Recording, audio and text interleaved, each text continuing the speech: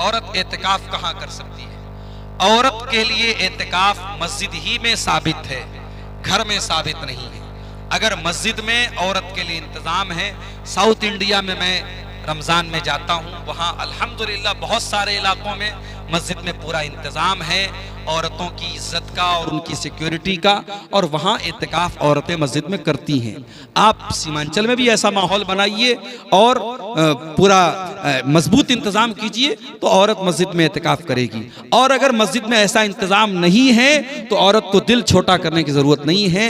वो ये ना सोचे कि मैं ये नेकी नहीं कर सकती हूँ, वो और नेकी का काम करे, वो घर में बैठ के नमाज पढ़े, तहज्जुद पढ़े, वो उसके लिए काफी है।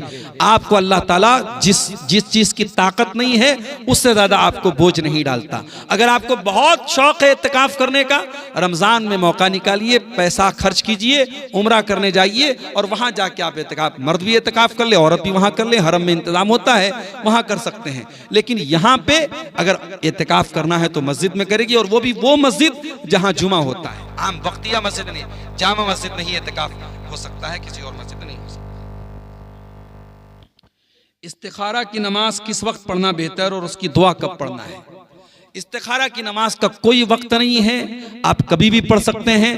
आपको जब ये लगे कि मुझे कोई काम करना है, आप इस्तिखारा पढ़ लीजिए, इस्तिखारा की 2 रकात नमाज पढ़िए, और 2 रकात नमाज पढ़ने के बाद अल्लाह के नबी ने सिर्फ इतना फरमाया कि 2 रकात नमाज पढ़े और उसके बाद दुआ पढ़े। तो दुआ आप हाथ उठा के दुआ पढ़ लीजिए, नमाज पढ़ के वही मसल्ले पर बैठे बैठे आप पढ़ लीजिए, उसका कोई खास वक्त नहीं। आप पहले नमाज पढ़िए 2 रकात और उसके बाद आप इस्तिखारा की दुआ पढ़िए। और इस्तिखारा की दुआ पढ़ने के बाद जिस चीज पर आपका दिल मुतमईन होता है वो काम कर लीजिए। अगर मुतमईन नहीं होता है फिर इस्तिखारा कीजिए, बार बार करने के बाद जब दिल मुतमईन हो जाए तब वो काम कीजिए जिस काम पर आपका दिल मुतमईन होता है। अगर इस्तिखारा करके वो काम करेंगे तो इंशाअल्लाह उस काम में अल्लाह ताला बरकत देगा और उस काम में अल्लाह की तरफ से आपको खैर मिलेगा इंशाअल्लाह। लिबास में अगर इंसान या जानवर की तस्वीर अंदर या बाहर लगा है तो क्या नमाज होगी? नमाज तो हो जाएगी, ऐसी कोई दलील नहीं है कि तस्वीर अगर बनी है कपड़े पर तो नमाज नहीं होगी, लेकिन गुनाह होगा। इसलिए तस्वीर अगर बनी है तो उसको या तो बिल्कुल हटा दे, अगर हटा नहीं सकता है तो उसको कुछ ऐसी सिलाई वगैरह कर दे कि तस्वीर ढक जाए, या तस्वीर का जो मुंह वगैरह है उसके ऊपर कुछ जो है वो सिलाई वगैरह कर दे, यानी तस्वीर न जाए झलके, चाहे वो इंसान की हो चाहे वो जानवर की।